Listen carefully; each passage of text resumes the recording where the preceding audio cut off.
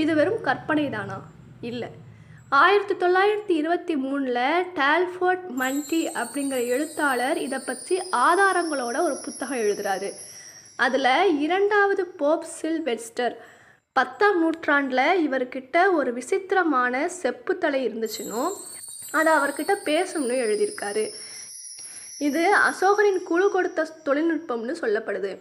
இந்தியாவின் இரும்பு தூண், டெல்லியில் இருக்கிற இரும்பு தூண் 1600 வருஷமாக துருப்பிடிக்காமல் இருக்கிற ரகசியம் இந்த உலோகவியல் புத்தகத்திலிருந்து வந்ததுன்னு பல வரலாற்று ஆய்வாளர்கள் நம்புகிறாங்க. அந்த 9 பேர் இன்னும் இருக்காங்களா? இந்த குழு தலைமுறையாக ரகசியமாக இயங்குறதா சொல்லப்படுது. உலகத்தில் ஒரு பெரிய கண்டுபிடிப்பு நடக்கும்போது அது ஆபத்தானதுன்னு தெரிஞ்சால் இந்த குழு அதை தடுத்து நிறுத்துவாங்கன்னு ஒரு நம்பிக்கை இருக்குது. அசோகர் செஞ்சது சரியா? அறிவியலை ஏன் ரகசியமாக வைக்கணும்?